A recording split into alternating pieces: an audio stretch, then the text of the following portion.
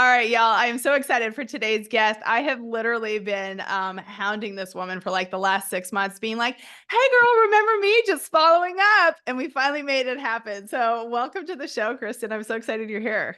Thanks. I'm so excited and so appreciative of you hounding me because I was just telling you some people need to be bugged, myself included, and I appreciate it because, like you said, there's always a way to yes, and here we are. I'm so excited to be here. So thank you. Yeah, girl, me too, for sure. So I actually found you like so randomly. Like I don't even really remember how it happened. I'm so into like self-development and business and all the things. And one day I was just on a walk and I was just scrolling because I was tired of like listening to just like, business and self-development. I just needed like a fun podcast. And for some reason or another, I came across the Barely Filtered podcast. And so I started listening to you girls, I don't know, probably like in January or February. And it was such a great podcast, but I really resonated with you over your other host, Audrey. No, Aurora. Aurora. I'm so Yeah. sorry, Aurora. So I reached out, and now you don't even do the podcast anymore, and I'm totally I know. bummed. I know. I think, and I'm sure Aurora can attest this too. I hear that a ton. Like, I really resonate with you, not so much Aurora. And you know Yeah. what? I'm sure Aurora has the same thing because it's so funny because when we first started this podcast, we're like, what are we going to talk about? We're like the same person because we just get along so well. We're both so easy with each other, and like it's one of those friendships where, oh, you can't make a dinner, no problem. Like we both got kids, we both have busy lives. We're not very sensitive with each other, so it's just an easy friendship. But as we got to doing the podcast, we realized we actually have very different opinions about a lot of things, and we both don't hold back. So we became kind of like two different voices with two different audiences. And I think that's why we ultimately together decided to go our separate ways, is because eventually I think just from a business perspective, you're going to lose one or the other of the audience. You're not technically gaining two different audiences. I don't think that's sustainable. So we're still friends. I literally just talked to her for an hour the other day and I'm obsessed with her and she's still doing the podcast. I was leaving. I just had a baby. I got into, I think we were discussing like more like politics and like self-help and development, business, like those type of things, health, those things I'm obsessed with and I'm really passionate about. And she's just in a different phase in her life. She's having fun, has lots of stories with dating and her kids in LA and things I'm kind of getting away from. So I love her. She's still one of my very dear friends. I do miss podcasting. I think it was so fun. We had so many incredible guests. And it was an amazing learning experience. So it helped me sharpen my sword in ways I didn't know was possible. Yeah, absolutely. Well, I'm so glad that I found you from that, and then now I've been following along, and I obviously I resonate, with a lot of the things that you have to say. The one thing that I don't resonate with is like I actually don't have children, so that is like the craziest thing ever. Is that I just love all your content. Your kids are so darn cute, and we're about to talk about something that's so exciting in your world that has to do with the kiddos. But I've really resonated with you in the fact that you are very much into health. You are very much into personal development. You are very much into speaking your mind. And this podcast is really about deciding it's your turn. So I'd love to kind of go back a little bit in your story and kind of like get us to where you are today. So you grew up in California and now you're like, a very strong voice for the Republican world living in Nashville. So this is very different. And I'd love to hear kind of how this happened. Actually, on the podcast Barely Filtered, we interviewed Candace Owens, who's a friend of mine now, which I could have never, pinched myself because I really admire her and how outspoken she is. And she's a very intelligent woman. She's one of those people Exactly. you can, like, when you're next to her, you can see her brain working. You're like, whoa, she is a magician. She is so smart. Um, Love her. Not everyone does, but I think that's like the people that really make a difference. Or, you're going to have some people who hate you along the way because you voice your opinions. And she said something that really stuck with me. And she said, if you don't have a heart when you're young, if you're not a liberal when you're young, then you don't have a heart. If you're not a conservative when you're old, then you don't have a brain. And I just think as you age and as you get more into kind of real life responsibilities, like, finances, houses, your children, their education, the family dynamic, big corporations, your health and big pharma, you really start to open your eyes. And I was certainly one of those people that went to the doctors. If they told me to do something, I did it. I didn't question them. And that was my whole life. And I think really in 2020, that's when my eyes opened to a lot of things, just of the world in general and people and big corporations. And I never questioned anything until, they started forcing I don't want to say the V word, but the V word, because I don't want to get, any of Yeah, your yeah, content yeah. banned. But I was, now granted, if they hadn't been so pushy, I probably would have taken it. That's what I did my whole life. And to each their own. Your body, you do what you want and put in your body, that's up to you. But once they started forcing people and threatening their jobs and their households, I was like, this is kind of fishy. Like, why are they being so pushy about it? That's when I started doing my own research, and I really went down the rabbit holes of pharmaceuticals, our health, our food, all the way down to like just school shootings and things like that, and things that are associated with these shooters and their mental health and prescriptions they've been taking, and their upbringing. So I really just wanted to be someone who did their research. And I, in doing so, just learned so much. And I have my tin hat on. And I just feel, at the very least, as a mom, if I wasn't a mom, I probably wouldn't be so outspoken, quite honestly. But as a mom, I want to leave my footprint in trying, in a non-malicious way, to do everything I can to create a better space for my children and their futures. So if it's my voice on a podcast, or it's something I'm sharing on Instagram, then I'm going to do it. And if people hate me for it, then so be it. Yeah, Tommy Lahren was on my podcast a while back, and she said something that I thought was so good. She said, "Know what you believe and why you believe it," and that has Yes. stuck with me for a really long time. You actually spoke at one of Charlie Kirk's events, did you not? I did the Turning Point with the Young Women's Leadership Summit, which Yes. I had the best time. It was so cool. But to her point, I absolutely agree. And I think you see all these kind of, you'd think they're satire videos on Instagram. It's like, oh, who are you voting for? Okay, great. Why? And they're like, oh, I don't know why. Oh, her policy, their policies. Oh, what policy? Oh, I don't know. It's like, at least if you believe in something, amazing. And I have friends who have different beliefs than me, but we have amazing conversations because they can back it up, or share some stories or interesting research topics about it. I'm like, okay, that's an interesting point. But if it's purely based off emotion and because you hate someone or something, it's highly emotional, and I don't think it's progressive at all. Yeah, no, I totally agree. But I remember she spoke at that event probably about 3 years ago, and that's where I met her, and then after that had her on the show. And I'll just never forget that, because I just think it's so important. I'm a person, the beginning of this podcast, it says I say God and shit in the same sentence. So like I am definitely, I'm definitely polarizing in so many ways, but I definitely know what I believe and why I believe it. So taking kind of back, you grew up in California? I did. I grew up, born and raised in the Bay Area. Okay. So, and I have no complaints. I was a Cali girl through and through. I loved being from California. I had dreams about like leaving to go to San Diego. That was like my happy place. I almost moved there in college, and my parents were like, "No, you're not going to move to San Diego to go to I was like, "I'm going to go to a junior college and live in an apartment with my best friend." They're like, "Absolutely not. You're finishing your degree." It all worked out because I ended up meeting my husband at Stanford, and in the Bay Area, obviously in Palo Alto, and he just so happened to be from San Diego. So it was amazing. So once we started having kids, we have a whole life in between. We've been together for almost 12 years. But when we needed, decide where we wanted to live and raise our children, it was either the Bay Area where my family was, or where his family was in San Diego. I'm like, hello, San Diego for sure.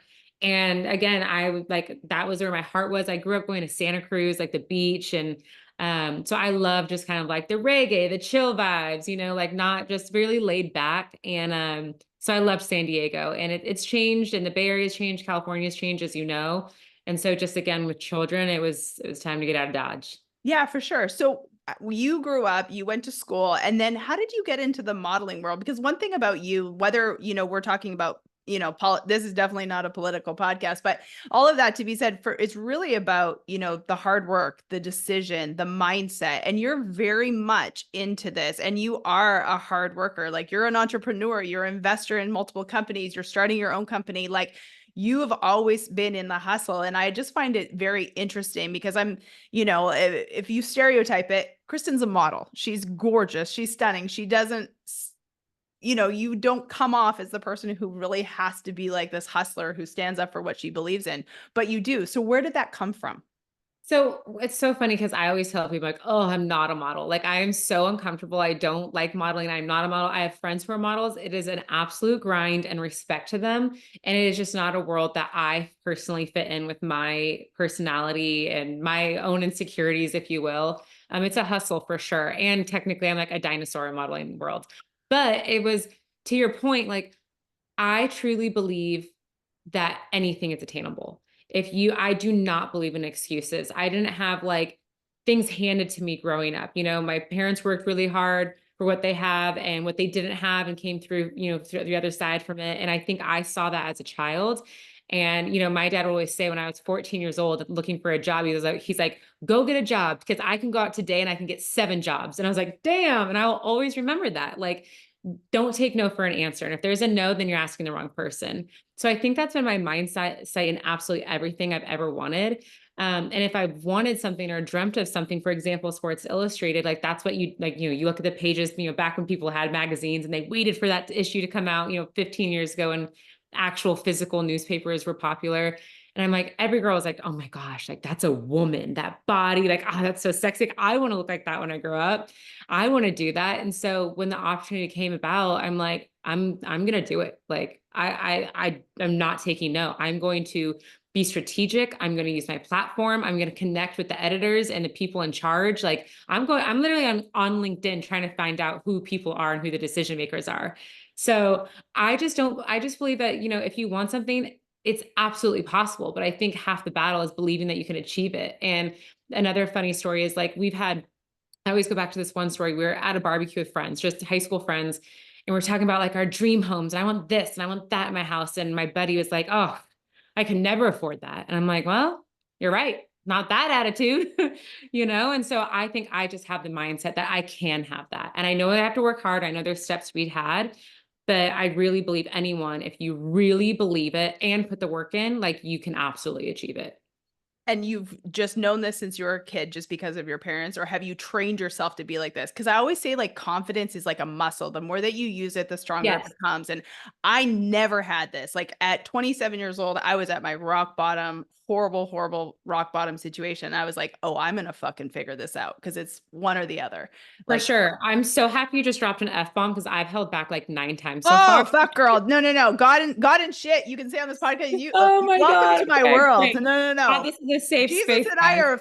are tight as shit, but he knows I cuss like a sailor. Come on Oh in. my God, that makes me so happy. I Oh yeah, try fuck. so hard and I'm like holding back. No, no, Um, girl, come on in. I've always been confident. Like my dad used to say that me and Tyler could make a room full of monks dance. Like I've always been confident and just like I think I just never really cared what people thought of me because growing up, I think while I was, in the in crowd, I always felt like an outcast or, girls could be mean or, I was always related with the boys and like, no, I wasn't that girl like hooking up with guys. I was the biggest prude and everyone knew it. I related more with people who are laid back, non-judgmental. And I think in so it gave me confidence and sports actually gave me a lot of confidence. Mostly I played volleyball and softball, but softball was my sport. I was 4-year varsity, I was captain. And I think sports allowed me a platform to shine. And that's where I found a lot of confidence as well. Um, and schoolwork, like I was always that person who did the group projects. Like if they did something, I'm like, I'm going to redo that part because I want an A. Um, but I think confidence, while I did have a good foundation of it growing up, I think I would credit that to my husband and people I surrounded myself with and people that I actually got rid of in my life. I really trimmed the fat over the last 10 years. And I think to what you were saying in your 20s, I was really comfortable with who I was around, whether it was people from high school or college. And, you just drink and you party, and it's a very convenient relationship. But as I started to be around my husband, who is an elite athlete, he was in the NFL, he played at Stanford, played in the minor league system with the Pittsburgh Pirates. That's a whole different mindset as an elite athlete, as you know. And he really checked me a lot. And I think that's what it takes. It takes friends or partners or business partners or family to check you and be like, you're better than this, And then once you have that like moment of like, okay, like I can be better if I really wanted to. I think my lens at looking at certain people changed and I realized that they didn't want to change. And I would get, like, oh, Kristen, you've changed. I'm like, well, I hope I've changed. I hope I'm not the same person I was when I was 20 years old. And I think when you're in that process of evolving as a woman or as a person, everyone around you, you're a mirror to them.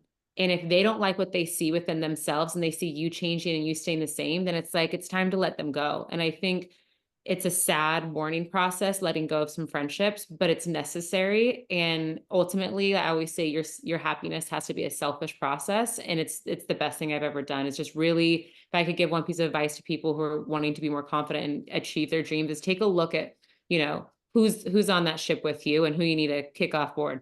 Absolutely. You are who you surround yourself with, and 100%. you have to invest in yourself. I think women in particular, a lot of moms, I work with a lot of moms as well. And it's just so interesting because moms find it selfish to, invest in themselves and take care of themselves. And yet it is the least selfish thing that you can possibly do. 100%. I always say, and I've said this a million times ad nauseum, is your family is like any business. You're the CEO of your household. If you're not right on top, your employees, aka your children, your husband, your partner, they're not going to be okay. So first it's with your relationship with God, number one. If you're Amen. not right with him, you don't have a relationship with him, I highly suggest you find Jesus, sweetheart.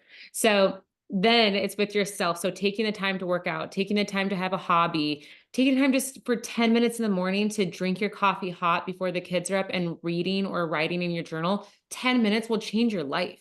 And then after that, once you're good with yourself, it's you and your husband, it's you and your partner, because you guys need to be a solid team so that you can be leaders to your kids, because they mimic, and you will find this out when you have kids, they mimic everything that you say and you do. So what you're doing and how you're acting, and when they see that, oh, mommy and daddy are on a date, they see that's important. When mommy and daddy are kissing, they see that's how you're supposed to be treated, how you're supposed to treat your woman when your dad opens the door for mom. Or the love and affection, they see that and they feel that. And they see that, oh, daddy has to go to work. If like we're going on a work trip, we explain to them where we're going, why we're going there, and what, we expect out of this trip. So they're not just like, oh, dad's leaving again. It's like they know he's going to provide for our family. So I just think it's not as selfish. I think taking care of yourself as a parent, as a mother, is the least selfish thing you could ever do. Absolutely, 100% agree. And I also think too that something that you have, when looking in your intake form, two of your biggest decisions, one was leaving California to move to Tennessee, and the other one was marrying your husband. I've been with my husband for over 22 years now, and Oh my gosh, you look 22. oh my God, girl, I love you. I'm way older than you. I appreciate it. Wow. You look amazing. Good Oh for my you. God. I just turned 42. My husband's 50. So we actually are not going to have children. But all of that to be said, we've been together. The best things I've ever done in life. Number one, find God. I didn't come from a religious background. I don't even consider myself religious, but I have a relationship with God. And number two was figuring out myself so I could really be the best person for my marriage. And my marriage is like by far the best thing that's ever happened to me. But I will say that one thing that, you talk a lot about on your socials, and I, kind of followed along, is that you really do lift up your husband. You prioritize your marriage. And I think nowadays, no matter what situation, we're all in, it just feels like so many people, especially a lot of women. I am a strong woman. You are a strong woman. There's a lot of things that I can do. But for me in particular, I am such a traditional wife in the fact that like I need my husband, and learning how to say that was one of the hardest but best lessons I've ever learned. And I've heard you say the same thing. I'm obsessed with my husband. Like, I know he's a unicorn. I know not everyone is made like him, but not everyone is made like us as well. Yeah. It was the best decision I've ever made in my whole entire life. Like, I would 100%. not be here talking to you and going after all of these things if it weren't from him. If it weren't for him, I would be married to the guy I dated in college, having 2.5 kids and working till I'm 65 and being like semi-happy, Yeah. like I would just go through the motions and you probably end up in divorce statistically. So I think love is scary, and it should be scary, especially when you meet the right one. And it takes a lot of work, as you know, but we always say, you can never over communicate. And I think that has taken us through to where we are today. We don't yell at each other. We absolutely would never in a million years put each other down. And like when I see women demasculate their husbands in public, or take the check, or like put them down in front of other people. And I'm like, and you wonder why he doesn't want to have sex with you? Like, or you wonder why he doesn't want to like bring you flowers? Look how you're treating him. And I believe that in every relationship, like treat others how you want to be treated. Treat him like a king and he will absolutely treat you like a queen. And I think like that's our motto in our household. And it's funny. We always, you take a look around and not a lot of people are happy. Even the ones who might appear happy on Instagram or they have been together for X amount of years. Like there's not a lot of truly, genuinely happy people. And I'm obsessed with my husband. I have business with him. I want to party with him. I want to go on vacation with him. I want to take him everywhere with me. Like he is genuinely my absolute best friend. And I think a big part of that like success is because I truly uplift him. I'm his biggest cheerleader and it gives him the confidence as a man. It's, as you know, it's really hard right now, I think, to be a man in 2024 in this society. Um, and he's very alpha. And I continue to embrace that side of him. I'm not going to put him down because he's alpha. Like he brings out my femininity by being alpha, and I think that's what God intended. And we have our roles and everyone has their gender roles and things that need to be checked off. And we always say is there's a list of 100 things, as long as they're getting checked off by someone, then like we're a team. So, yeah, lift up your man. I mean, like that's supposed to be your best friend. Yeah, absolutely. My husband and I were actually talking about that this weekend because I said to him, I said, how many people do you know that like, and I mean, I don't mean this negatively, but it Yeah. is true. Like, how many people do you know that are happy as you and I? And like, it's hard to find those people. It's hard to find that real life, like knock on wood. I've even had some of my followers say like, I would be crushed because I show him on social media quite a bit. He's definitely not on social media. My husband is, very That's how you traditional. know he's a good one. Yeah, he is. He just laughs, rolls his eyes. But behind the scenes, he does love it when I show him. He's like, "How many likes did I get?" I was like, "Oh Aw. God, you're so funny." But all of that to be said is it is one of the most important things, and I think we all need to value that. So you have talked about the fact that you guys are in business together. So have you always been an entrepreneur? Kind of explain this journey to us because obviously that's how I only knew you as like Sports Illustrated and then the podcast. But what has your journey in business been like up until this point before starting Super True, which we're so Yes. excited about? Yes, I'm so excited. So my first job ever was at the Red Lobster as a hostess. I love So it. like I said before, like I hit the ground running when I was 14. I've had a job ever since. Me too. Restaurants. I worked at a tanning salon. I just always had a job. That's what I knew. That's what I grew up with my dad. He's a small business owner. And he always, through the highs and the lows, he made it happen and he put food on the table for us. So I always saw that. I saw a lot of sacrifice. So I just knew there's always a way to get it done. And so I always had a job. I worked through college. I graduated early. I had the most workload ever while having two jobs. I just always knew grind. And I think also, like, by the way, there is this like hustle culture that can be toxic, but I think if you love what you're doing, then it can be a fun addiction, if you will. Like it's only toxic if you're not loving what you're doing. So I love what I'm doing. And so after college, I went straight to work and I worked at a company called Box. And so I worked in Silicon Valley, I worked in Mountain View, and Box, if you've heard of Dropbox, it's very similar to like Google Drive. Those are our competitors. I was surrounded by, I mean, I got in through a referral, let's be real, because it was all Stanford people, Berkeley people, Notre Dame, NYU. I'm like, oh my gosh, these are some smart motherfuckers. They're all like, played college sports, very smart people. And I was around people that were better than me. And I realized real quickly, I liked being around people that were quote unquote better than me, smarter than me. And around lunchtime, because we would have like, food provided at a cafeteria, um, we would go around again. This is a Stanford wrestler. He'd be like, okay, business idea, go. And we would go in a circle and we would like take turns being like a box that opens this way and da-da-da. And we just go in a circle and we'd create these business ideas. So I think, again, back to surrounding yourself with the right people. And then also our CEO was kind of a lunatic. He was literally, if you've seen The Social Network, like him, just like running around off 3 hours of sleep, 17 Red Bulls, but he was a genius. And he was boots on the ground on that floor. It was open. I sat next to the CEO. I had an idea and he's like, what's your idea? Tell me about it. And the creativity was encouraged.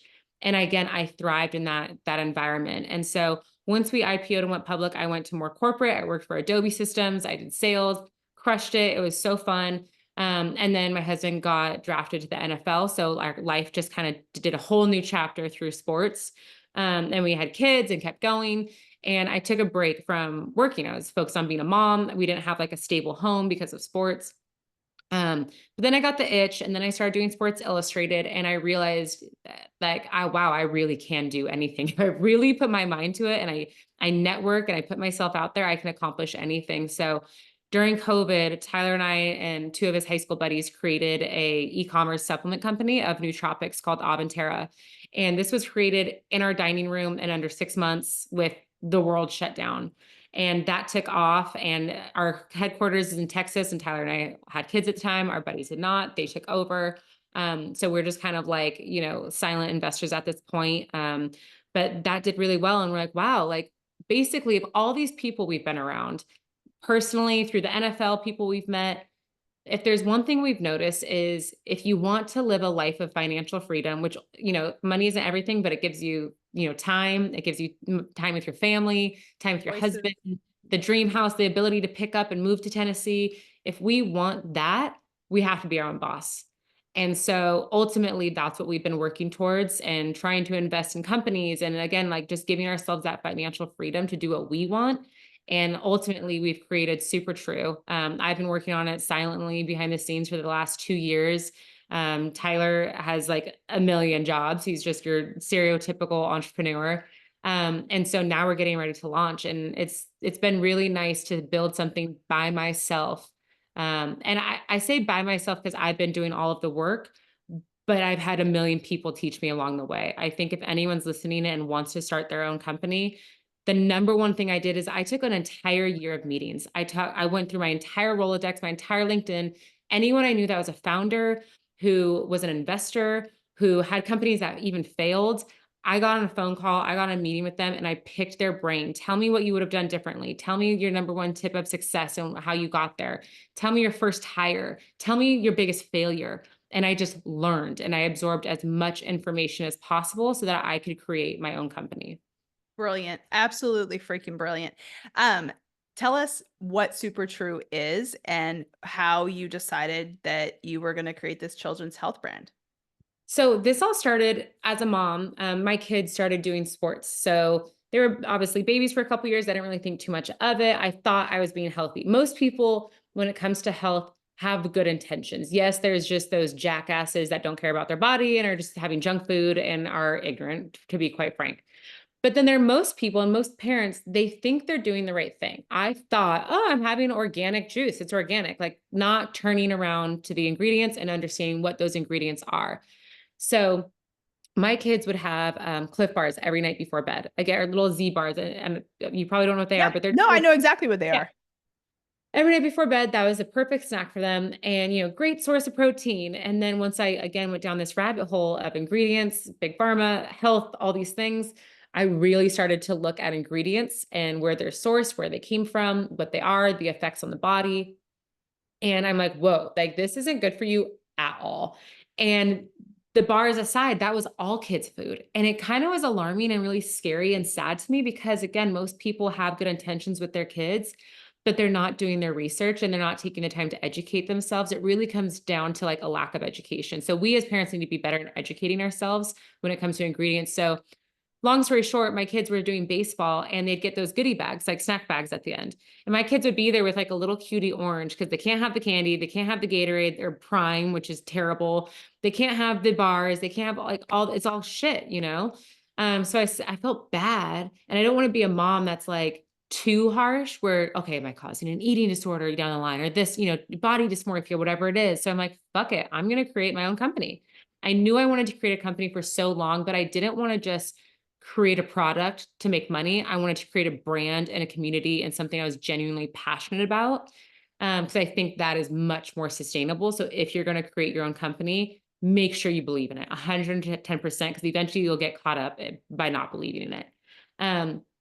So yeah, we started the process. At first, we were going to do something a little different. It shifted a couple of times. So ultimately, we landed on snack bars for kids to replace the giant Cliff Bar that most parents give their kids. So I was like, I need to make sure it tastes good, because if it doesn't taste good, kids aren't going to want it. Parents aren't going to buy it. But B, I really wanted it to be free of seed oils, because I think that has been something that's really opened my eyes. Seed oils really weren't popularly around until the early 1990s. And then you see this mass increase in all disease. Ultimately, for those who don't want to do too much research, just understand that inflammation is the devil. Inflammation is the root of all disease, all cancer, heart disease, even behavioral issues. So we want to avoid inflammation at all costs, and seed oils cause that. So if you've got a bad cell, it's going to inflame it, make it bigger and bigger and bigger. So I wanted to make sure it was just clean ingredients, all natural, no dyes, no seed oils, low sugar, and tastes good for kids. So we've got it created. It's fun. It's a cute, cheeky brand. We've got some characters for the kids. Maybe we'll create a TV show out of it one day. That's like the goal. More products to come. But yeah, we launch in November. So getting close. Oh my gosh, I'm so excited. Yes, and when this podcast comes out, you guys, it will already be on the shelf. So I'll reach out to Kristen's team at the time and make sure we put in some sort of code or something like Yeah. that. Well, I guess so. You'll be at supertruebrand.com, and you can follow Perfect. us on Instagram at supertrue. At Super True, we'll definitely be sure to do that for sure. So kind of just switching gears a little bit up to really how you got into the political side, because by the time this podcast comes out, we'll know where we're at. Oh my gosh. We'll either have cheaper groceries or be in World War III. Oh, you guys, I'm telling you. But you know what's something that you said that I think was really interesting is that every person comes from a different mindset. And that's something that I have, working with so many clients over the years and just coming from a different perspective for so many people. Not every one of my clients think the same, and not everyone I've worked with thinks the same. And it just really makes me understand the human side of people. But I also understand too that people come through a different lens. You and I are viewing things on one lens. I am, other people view things on a different lens. How did you decide that you were going to step into the political ring and really have a voice? Was it just because of your children, or was it like people that you were starting to surround yourself with? Like, because you are a voice now. You are definitely someone who, like, you go to all of the events and you're flying your flag. And I think that that's extremely confident. And I think that it's very powerful that people like yourself, who definitely have a different audience than most, quote unquote, political people. So, like, how did you step into that ring so confidently? It wasn't intentional by any means. Never was I into politics. Never was like, that was the rule, right? Like growing up, like don't talk about religion, don't talk about politics. I didn't care. I voted for Obama. I was a liberal. Like I was like, as long as I can smoke weed and the gays can get married, like that's all I care about. Like that's the gist of what I knew. But I think that the political parties have really shifted. The party that used to be about anti-war, love, anti-big government and big corporation is now like not that. It's like it's really shifted. Now the Republicans are the ones who are fighting big pharma, and they're the ones who are don't want to go to war and don't want to sell our weapons. So it's shifted. Again, I think that comes down to education. For me, that really started again in COVID when they started being pushy with the V word. I just was really uncomfortable with it all. And then there was a couple school shootings, and I really just went down a rabbit hole of like these kids and what was in their bodies and their upbringings and what they were provided with, and the similarities of SSRIs and school shooters was really alarming to me too. And then of course you saw, I personally was affected by friends who committed suicide during COVID. So I think at first I was angry because I was seeing firsthand how these big corporations were affecting people I directly knew and loved and cared about. Um, and ultimately, that's where I wanted to start a company as well, because I'm like, how can I help our kids' brains? So that's where that kind of initially started. But I think with the political, it happened naturally. I just became outspoken. I started getting fact checked because I was sharing holistic ways to, fight COVID. Or I said, stay home and have chicken noodle soup like we were taught to do. Um, and so it just happened naturally. And I think you kind of attract people. I would get these DMs. Of course, I got the DMs who are like, you're a racist because you don't want the V word. I'm like, what? What does that have anything to do with what I'm saying with health? It makes no sense. But then I would get lots of messages. Thank you for saying this. I want to say this, but I'll lose my job. Oh my gosh, my kid, I'm forced to do this at their school and I don't want to. What should I do? And I realized like, wow, people really like want to use their voice, but they're so scared to. And it made me sad. So I felt like God honestly called on me because he knew I'm a confident woman and that I don't give a flying fuck what people think about me. They don't like me, take a motherfucking number. Okay. So I think God called on me and it's like, you have the balls to do this. So I want you to use your voice and I want to speak through you so that you can be a voice for other parents. And then it just kind of snowballed from there. And then you attract other people in the same space. Then they want you to speak, and then they want to invite you to an event. I'm like, this is really cool. And what's funny is no matter, where you stand, Republican, Democrat, like I find at least in 2024, the Republican Party is so nice, so fun, so inviting, so supportive, like so supportive of businesses, lifting you up, sending you, whether it's sending you their merch, like they're so nice and so kind. I haven't had any negative interactions. So I just really believe like I love our country and I love my family ultimately. So if I can be a voice to support making America great again and getting back to the country I grew up in, then this is how I'm going to use my voice. I love it. You don't know this about me, but I was not born in the United States. I am a Canadian by birth.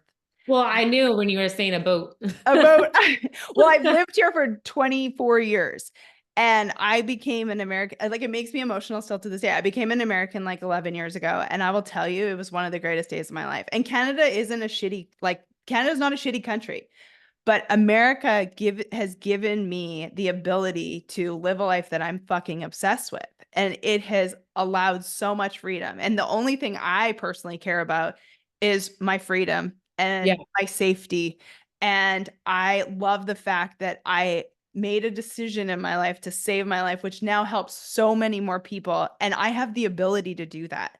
And I think that we need strong women willing to say, we're okay with if you don't like me. Tons of people don't like me. I say God and fuck in the same sentence. But just like you, I've had so many messages over the years, for the last 7 or 8 years that I've done this, of people that say, I didn't even know that you could cuss and God still love you. Or I didn't even know that, what is this whole like God thing? To me, it doesn't matter how much money I make and how much people I help. That to me is one of the greatest things that I've ever done in my whole entire life. Like, I absolutely am with you. And I think as you're talking about that, I think we've become a really spoiled society and we've taken for granted our freedoms. I just think about an example. You're on your Instagram and you're talking about what a terrible person Trump is. He was our standing president at one point. If you said that about a standing leader in another country as a woman, wearing your little tank top and your bikini on your Instagram, you would be stoned to death. If you had a voice at all in some countries, you literally would be murdered. So now that's an extreme example, but let's not forget we have the utmost freedoms for gays, like gay people to walk down the street and kiss their partner or hold hands. You can't do that in every country. Like we are actually so far advanced and we have so many freedoms. And I think that we shit on ourselves, which is so crazy. Like we do this to ourselves. I don't think people realize when they're getting their $13 matcha at Starbucks, like life is good and holding their iPhones. So like life is really good, buddy. Working your remote job, like our lives are amazing. Our country is amazing. You're just spoiled. yep. Ultimately, you're just spoiled. Like, be 100%. grateful. Show a Yeah, little it is. gratitude. It is literally one of the greatest things on the planet. Like, I will never forget that day. Even my parents are in the process of getting their citizenship or getting their green Wow. cards right now.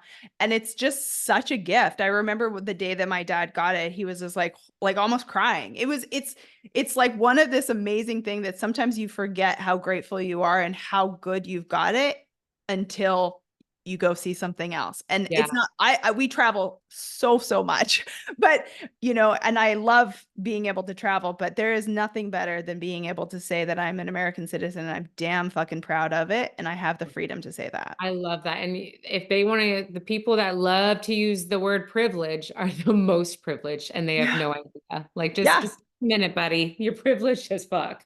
Yeah, exactly. I am so like, I fucking get how privileged I am. And I am so excited about it. I'm so Yeah. privileged. Like, how lucky am I? Like, I am Yes. literally getting to talk to you because I met you on Instagram, on social media. You and I can make millions of dollars and Yeah. help people.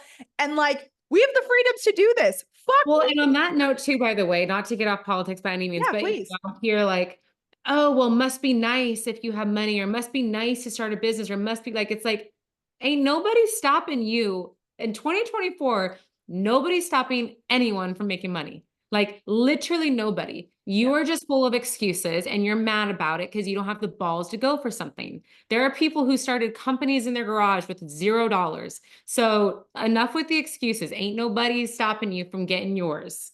I will tell you something. The reason why I'm so grateful that we ended up doing this podcast, because it is 100% the honest God truth. My husband came from a single wide trailer. His company does, 50 something million dollars a year. I started this, business after playing professional golf at an absolute rock bottom, done millions of dollars. I'm very grateful for it. One thing that you said in your and you guys have to get on her email list. And I love the email newsletter is Girl, girl, get it get done. it done. Girl, get Yep. it done. I love it Yep. because there is truly no excuses. I truly believe you can make a decision, and with hard work and mindset and belief and doing things that most people are not willing to do. Even how, Kristen and I have been emailing you since like fucking March, girl. It was like, but I don't mean that negatively. I just mean like, I was just gonna do it until I got a yes. I've been emailing, I think Danica Patrick, I've probably emailed her like 6 or 7 years in a row, and I keep getting a no, and I'll keep going. Like Until you get a yes. until I get a yes. I'll fucking get a yes for everything Yep. eventually. I mean, at the Yep. end of the day, but I just love what you're doing. Thank you for speaking. Thank you for, being so passionate about what you're being passionate about and helping kids. You guys, Super True. Is it Super True Foods or Yes. Super True is the brand. You can find us on Instagram at Super True, and the website is supertruebrand.com. If you go to KristenLouelle.com, you'll find my newsletter to subscribe to Girl Get It Done. Like she said, it's full of just no excuses, get shit done, surround yourself with the best people, and live your best, healthy, most happy life. And then I also have merch on there as well. I actually am dropping a couple of new things, which at this time when this comes out, it'll be out, and it's the Crunchy Moms Club drop. So I love it. I'm really excited about that. So yeah, and then follow me on Instagram at Kristen Louelle. Yeah, absolutely. Your girlfriend, Brittany Aldean, she has that unapologetically conservative brand with her girlfriend. I mean, I Yeah. wear that shit. That sweatshirt is one of the most comfortable sweatshirts of all It time. is. I know I love her stuff. She does such good cheeky stuff. And also just to note, because I know people will be listening, like she works her ass off. Oh, for Like sure. I think people forget when you have a husband in the spotlight, it's easy to get overshadowed. And I think those wives, I have lots of friends, whether they're golfers or whatever, athletes, those girls arguably work the hardest because they know they have to prove themselves. So, and I think Brittany's done a good job at that. She crushes it at the merch and so many other things. So I'm happy to be here in Tennessee with them. Yeah, absolutely. Well, I'm only just a half a state away in Arkansas, and I love the South. I feel like I'm so blessed that I ended up landing here. Even during COVID, my husband and I, we do a thing called 5 things every day, and it's 5 things of gratitude we give each other every day for years. I And love that. oh, girl, it's called the 5 things walk. We do it every day. But anyway, one of the things that we are both so grateful for is where we live in this country, and we're just so blessed to live in Arkansas. Everyone's always like, Arkansas. I was like, yeah, it I sucks. love Don't come here. Arkansas. It's fucking I gorgeous. I have family in Arkansas. So Oh, I grew up no. that my first plane ever was when I was 11 years old, which by the way, this is talking about spoiled. My kids were like, you were 11 years old when you went on a plane? Why? And I was like, what? Because bitch, we didn't have money like I do. Like, be grateful when you go to Cabo. But anyway, Oh, my family was from Arkansas. So that was my first plane ride ever was to Bentonville, Arkansas. no And then way. it's like the number one state people are moving to now. Girl, don't tell everyone, but yes, I know. we're very, very blessed. 3 of the biggest companies in the world are based in Arkansas. It's absolutely gorgeous here. It's very inexpensive, safe as hell. I feel unbelievably blessed every day that I get to live here. What are those companies? Is it Nestle, Walmart? No, Walmart, JB Hunt, and Tyson Foods. Oh, those chicken nuggets, those guys, Well, man. do you know what's funny? Most people don't know this. They think it's only chicken, and they are the number one producer of all protein in the world. I Like know. powder? No, protein like beef, chicken, Oh, yeah, yeah, yeah, like yeah. any type of protein. Yeah, they're the biggest one. And then JB Hunt Trucking, I think is the biggest trucking company in the United States. But all 3 of those companies, first generation, started in Arkansas, and all 3 of those men were like basically like poor farmers in Arkansas and have grown to billion-dollar companies. Well, that like kind of wraps Proof. up Exactly, because that's exactly our point. You can be a farmer in the middle of fucking Arkansas and build $1 billion company. Absolutely. I'm so grateful. Thanks for doing this today. You guys, please be sure to go follow Kristen Louelle, follow her new company, Super True. Go grab all of those healthy snack bars for your kids. And thank you for doing what you do. Thanks, girl.